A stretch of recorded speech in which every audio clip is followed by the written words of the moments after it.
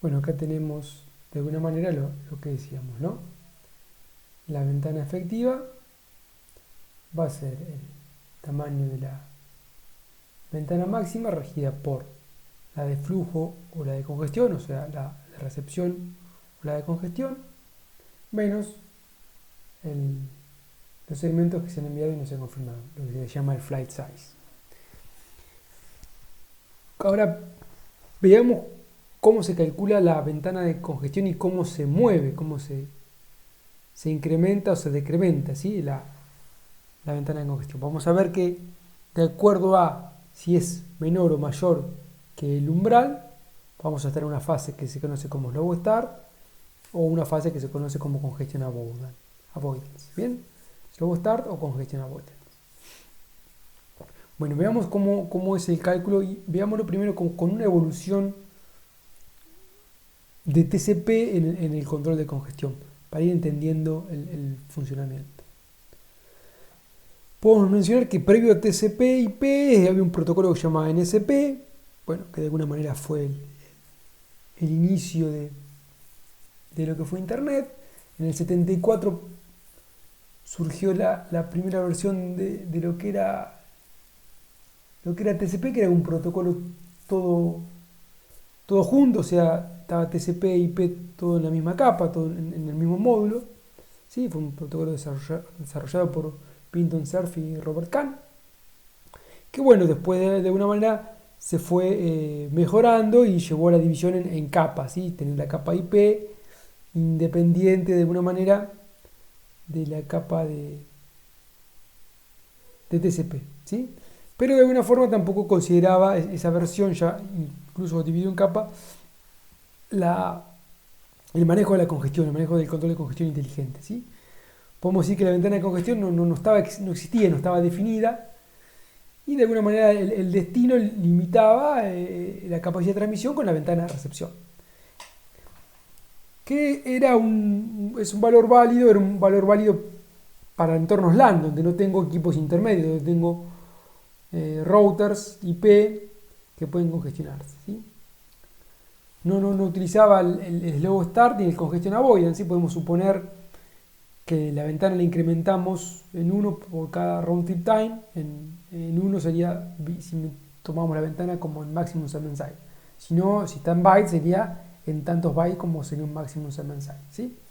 Y el único de alguna manera indicio de que había congestión era, teníamos una retransmisión y volvíamos a arrancar desde abajo, volvíamos a arrancar desde cero y arrancábamos nuevamente a enviar con el mismo criterio, ¿sí? De alguna manera no había una ventana de congestión. Acá cuando yo digo congestion window se incrementaban más y no estaba implementado esto, ¿no? ¿Sí? Suponemos que tenemos un funcionamiento así. Que es un algoritmo que es válido, por ejemplo, para un entorno de una LAN, pero no para una WAN, no para Internet, donde tengo routers y equipos intermedios, ¿sí? En el caso de las implementaciones, lo que hacían era, bueno, no necesariamente incrementaban de a uno, sino mandaban X cantidad de datos hasta que detectaban algún nivel de saturación por los timeout o por la ventana de recepción.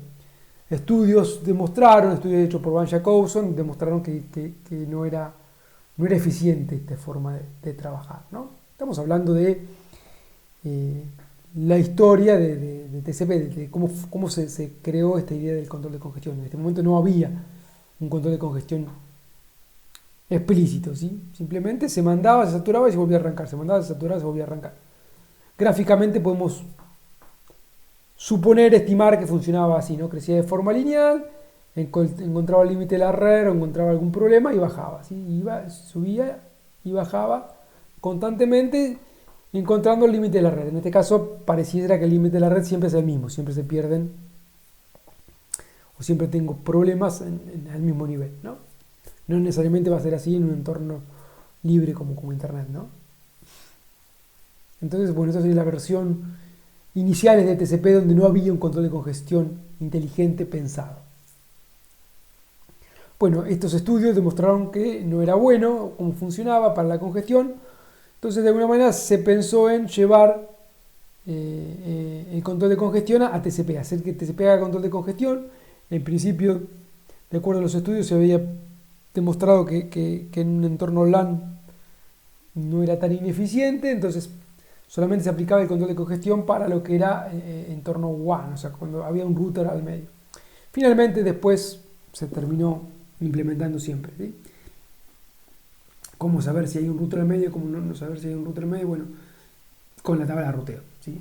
Si tengo que pasar por un router o está directamente conectado el nodo al extremo que me quiero conectar. Derivó después en una versión de TCP que está implementado en BCD 4.2, ¿sí? Creo que es del 84, no tengo claro de cuánto fue, que si le vas a referencia como Old Tahoe. No necesariamente era ese el nombre, ¿no? Lo que pasa es que el sucesor fue Tahoe y bueno, por eso se le llama a esta versión Old Tahoe, que lo que hacía de alguna manera, Old Tahoe tenía de alguna forma implementado el slow start, ¿sí?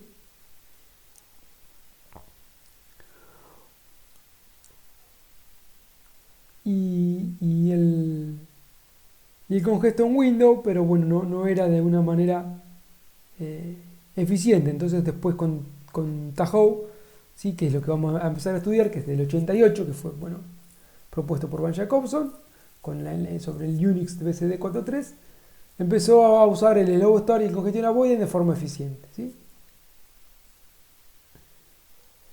Tenía un congestion window que era inicialmente igual a lo que se conocía como el init window, la ventana inicial, que valía un segmento, un maximum segment size, ¿sí? Consideremos el maximum segment size y no la consideramos en byte, sería 1 por un maximum segment size, contado en byte.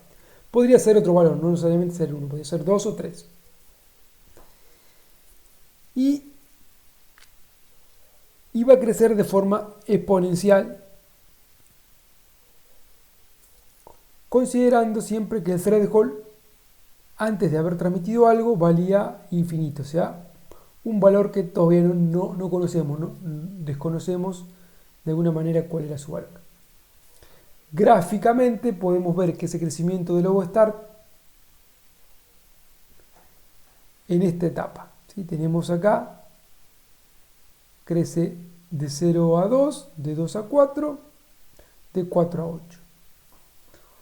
Estamos diciendo que por cada confirmación recibida aumentaba la ventana de congestión. Entonces, si tenemos el valor inicial en 1, podíamos mandar solamente 1. ¿Sí? No podemos mandar más allá que la ventana de recepción me lo permita, porque la ventana de congestión es la que manda. Recibí la confirmación, entonces ahora la incrementaba, valía 1, ahora vale 2. Entonces puedo mandar 2. Recibo las dos confirmaciones, ¿sí? De alguna manera esto va ligado a que las confirmaciones deberían ser por cada segmento, ¿sí? Si tengo las confirmaciones por cada segmento, se hace este incremento exponencial, ¿sí? En exponencial binario, ¿no? Si ya tengo delay de ACK o tengo algunos otros mecanismos de TCP, podría ser que no crezca, ¿sí? A esta misma escala, a esta misma velocidad. Suponemos que tenemos una confirmación por cada segmento, entonces mandamos 1, recibimos ACK, mandamos 2, recibimos 2 ACK, ahora valía 2, pues sumamos 2, vale 4, mandamos 4, recibimos 4 ACK, mandamos 8 y así vamos creciendo de forma exponencial. ¿Hasta cuándo? Si recién arrancamos, no tenemos un umbral, no tenemos de alguna manera una noción cuál es el límite de la red, sí vamos a llegar con ese crecimiento hasta que tengamos un evento de congestión, hasta que nos digan que hay congestión. ¿Cómo nos dicen que hay congestión? No nos avisan. Dijimos que la red nos avisaba. Nos vamos a dar cuenta con un timeout. Tenemos algún segmento que hace un timeout. Tengo el timer de retransmisión, expira, por lo tanto algo no llegó en tiempo. Y ahí recién detectamos que hay una congestión. Estamos hablando de la versión de TCP de Tahoe. ¿Sí? Teníamos un umbral en infinito, que es un valor alto. Podría mantener un histórico, podría ir guardando, ¿sí? No necesariamente lo arranco siempre en infinito, podría tener ya un histórico de cómo fue la conexión contra un punto en particular de la red, contra un nodo en particular de la red. Entonces la primera vez que arranco lo tengo en infinito, pero después, Si envío nuevamente a ese extremo, ya tengo un histórico de qué fue lo que pasó, entonces podría tener algún umbral estimado, ¿no?